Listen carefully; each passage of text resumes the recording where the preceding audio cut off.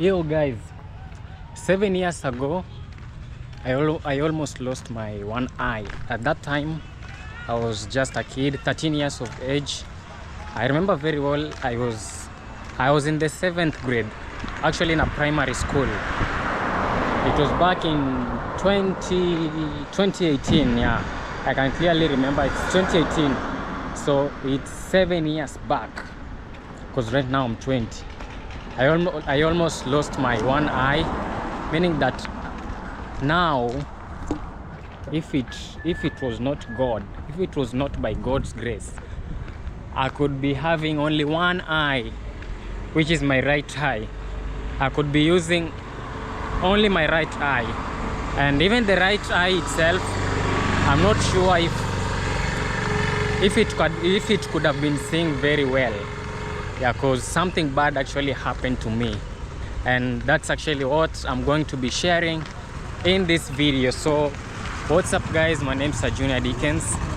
Yeah, I'm actually a vlogger currently in Ukunda town, located in the coastal parts of Kenya, and this is actually where I'm coming live from.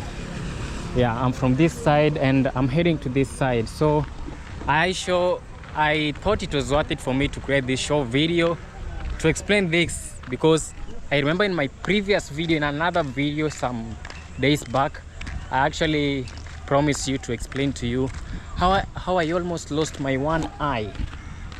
Yeah, so guys, I remember it's back in 2018. I'm 13 years of age. I'm in grade 7 in primary school. I'm from school. I was learning in a public school at that time. I'm from school, I'm heading home. Something bad happens at the road. What happened to me? I'm from school with my friends. Yeah, I'm from school with my friends. I'm heading home.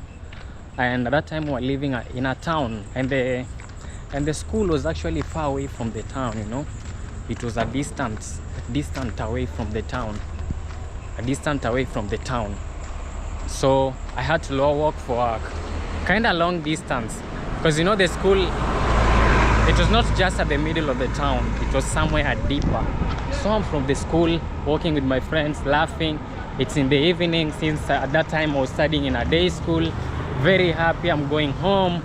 And you know, while we were in primary, when it reaches a time of going back home, we were very happy. At that time I was still a kid, so we are very happy. I'm hungry. I'm sure that when I reach home, I'm going to get something, put in my stomach. So I'm very happy. I never know what has been planned next. We're walking. We just reached a point. I remember what I saw. I just saw so many cows, and the guy who was herding them. There's a lot of noise, you'll actually have to bear with me. I'm making this vlog as I'm walking on this road here, you see. So I remember what I just saw. I saw a guy. I want to cross.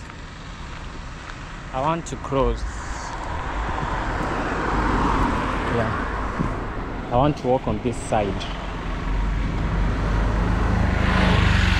Yeah, this way now I think I'm safe. So I remember what I saw. I saw a guy holding a club. A club is rungu in Kiswahili, and the people who usually have it, it's mainly the Maasai, the one who had a lot of cows. So I remember what I saw. I saw a guy carrying a club with a lot of cattle. So you know, I'm like trying to move away from the road so that the cattle can pass. I don't know what happened. I don't know what this guy was planning. This guy just threw. What I saw the motion like this. The guy threw the club, and in the next half a second, the club was on my eye. Guys, I never saw the club coming. I just saw the guy trying to throw the club, and the next thing I felt, the club was already on my left. Guys, look at this.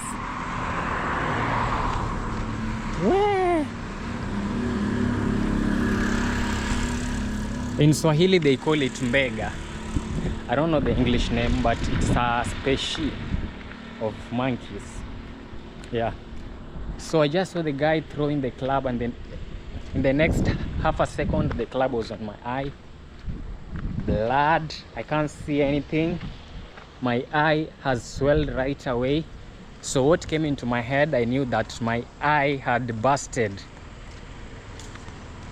I knew that what I knew is that I don't have an eye anymore, because the club came straight, the head of the club came straight onto my eye. So I already knew that it had damaged my eye. I saw blood. I couldn't see this eye. I was seeing with this eye at that time. I just saw blood. I was seeing red in color. I started crying at that time. I cried very hard. You know, I didn't cry because I'm feeling pain. At that time, I wasn't feeling pain. Okay, I can't really remember, but I didn't cry because I'm feeling pain. I cried because of what I was thinking about. I had so many thoughts, just in a twinkle of an eye, but I had a million thoughts. A million things were running in my mind. Oh, I'm going to be seeing with one eye. I'm going to be missing one eye. My goals, my plans are all destroyed, because you imagine that you are born with two good eyes, then an accident happens, you lose one eye. Guys, I cried. Some of the guys there took me to a nearby hospital. After they took me there, I was still crying. I was a kid, remember? When they took me there, the first thing they asked me is my dad's phone number. Yeah, the good thing is that I had my dad's phone number. So I gave them the phone number. They called him, told him that, hey dad, come here right away. Your son is in this hospital, and he's damaged. His one eye is damaged. So come as fast as possible. At that time, the guys were still doing for me the first aid. I was very confused at that time. That was actually my first time going to a hospital ever since I started growing up.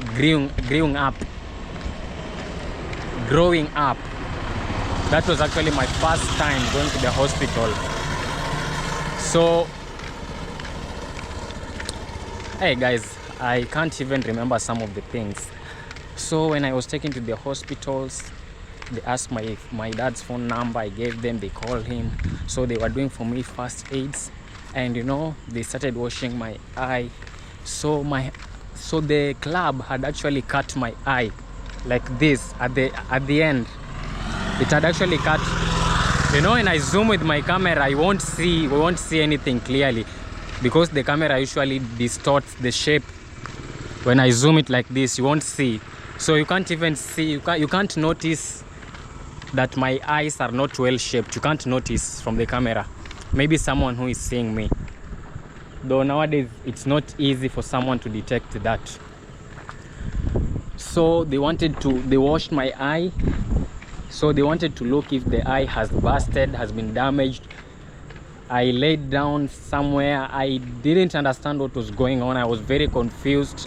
So the doctor started checking out at me. He checked. He noticed that the eye had not been damaged, but the club had cut me in a bad way here, like this. So you know, when the club hit, when it hit me, it even distorted the shape of my nose. You see here, at that point it was flat, just because of the force. It was flat, and even it distorted this other eye. It distorted this other eye. At that time I wasn't crying. I'm confused. This guy now actually wants to stitch my eye. You know, because it had been cut like this. Then I was like, no, you can't stitch my eye. Let's wait till my dad is here. That was what was in my mind. But the guy insisted that no, I just have to stitch your eye because the eye has been damaged very, very bad. But I kept on not agreeing with him, and it reached a point whereby I was even planning to run away, you know, because I never wanted my eye to be stitched.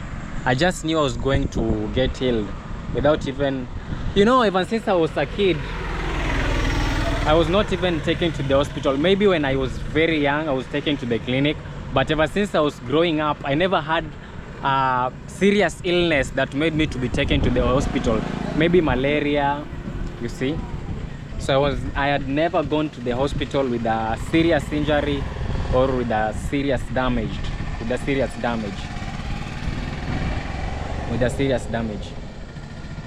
So I was very confused. The guy wanted to stitch my eye. I wanted to run away. So at that time we were actually waiting for my dad to arrive.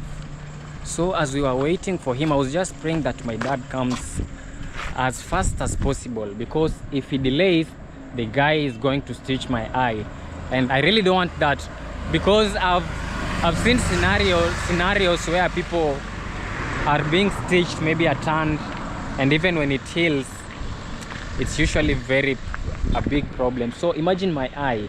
What about if the needle enters my eye, this eyeball? That was what was in my mind. I was thinking, what about if the needle enters my eye?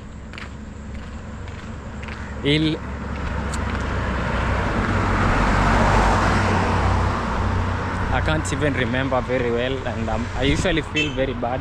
I usually don't like remembering about that situation. So I was wondering, what about if the needle enters my eye? The guy will have damaged me completely, you see. So I didn't want that to happen. So we were waiting for my dad. My dad came. They asked my dad if they should stitch me, if they should stitch my eye. My dad said, no, don't do that. Just give me my son so that I go with him at home, you see. Yo guys, my camera is literally going to turn off any moment from now, and I was storytelling. It was actually a story time. I think I'm gonna be continuing with the story in another video, or maybe I'll start over.